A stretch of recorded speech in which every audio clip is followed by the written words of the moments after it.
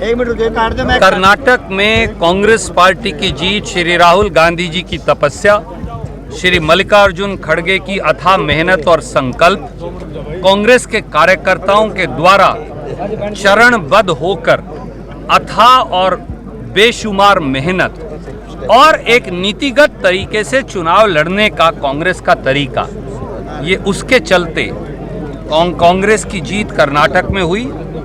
ये एक प्रांत की जीत नहीं है, ये देश में राजनीति की करवट का संकेत है। और जैसा अब आरएसएस और बीजेपी के लोग अपनी पत्रिकाओं में लिखने लगे हैं कि ये मोदी जी के नेतृत्व को नकार देने का बिगुल भी है लोगों के द्वारा, क्योंकि लोग जुमलों से थक गए हैं, झूठे वादों से थक गए हैं। और अगर मैं हरियाणवी भाषा में कहूं तो भाजपा की मीठी गोलियों और टॉफियों से थक गए हैं। इधर भाजपा जजप्पा सरकार और दिल्ली में मोदी सरकार, दोनों ने मिलकर देश के भविष्य को लूट लिया है, देश के प्रजातंत्र को कुचल दिया है, देश के संविधान को लहूलुहान कर दिया है, देश की संवैधानिक संस्थाओं को रौंद दिया है।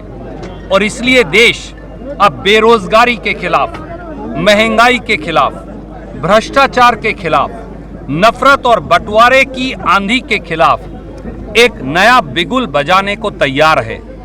उस बिगुल की हुंकार आपको सुनाई दी कर्नाटक में, पर वो कर्नाटक के 6.5 करोड़ लोगों के साथ साथ देश में बदलाव की करवट की आहट भी है।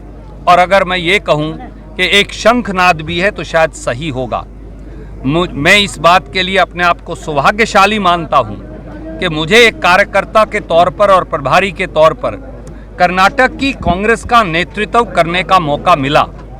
पर मुझे इस बात की कोई गलतफहमी नहीं कि हरियाणा के 2.5 करोड़ लोगों का आशीर्वाद, हरियाणा के 2.5 करोड़ लोगों का संकल्प, हरियाणा की माटी की संस्कृति और संस्कार, उन सबको हम लेकर चले।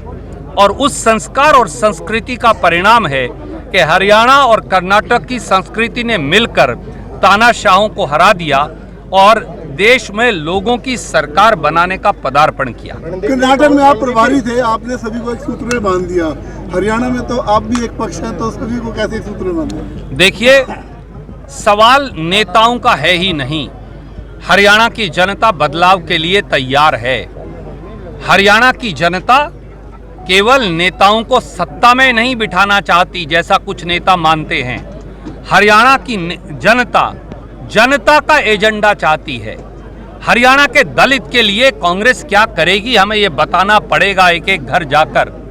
हरियाणा के पिछड़े वर्गों के लिए हम क्या करेंगे, हमें ये उन्हें बताना पड़ेगा। हरियाणा के नौजवान के लिए हम क्या करेंगे, ये आज वक्त की मांग है इस बात का एजेंडा सामने रखना।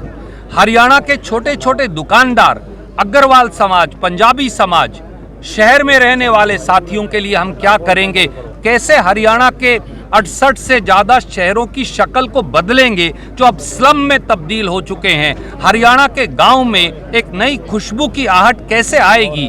हरियाणा में जो छोटी छोटी बिरादरियां हैं उन्हें बराबरी का अधिकार हम कैसे देंगे, ये लोग जानना चाहते हैं। लोग ये नहीं चाहते कि कोई एक व्यक्ति केवल मुख्यमंत्री बनने की लड़ाई लड़े। ये लड़ाई मुख्यमंत्री या मंत्री बनने की नहीं, ये लड़ाई हरियाणा में व्यवस्था परिवर्तन की है, जो हम सब मिलकर कांग्रेस में राहुल जी और खड़गे साहब के नेतृत्व में करके दिखाएंगे। भाजपा इस वर्ष को अमृतकाल बता रही है, आप क्या कहाँ देखते हैं? आदरणीय मित्र, अमृतकाल का मतलब होता है जहां बेरोजगारी ना हो, महंगाई ना हो, बराबरी का माहौल हो, अमन चैन हो, भाईचारा हो, जाति और धर्म का बंटवारा ना हो। परंतु सच्चाई इसके बिल्कुल विपरीत है। उन्होंने देश की संस्कृति में एक विषैलापन और बंटवारा फैला दिया है। देश को जात और धर्म के आधार पर बांटकर आप देश को अमृतकाल में कैसे ले जा सकते हैं? अमृतकाल प्रेम की दुकान से चलेगा, नफरत की दुकान में अमृतकाल नहीं चल सकता। बहुत बहुत धन्यवाद।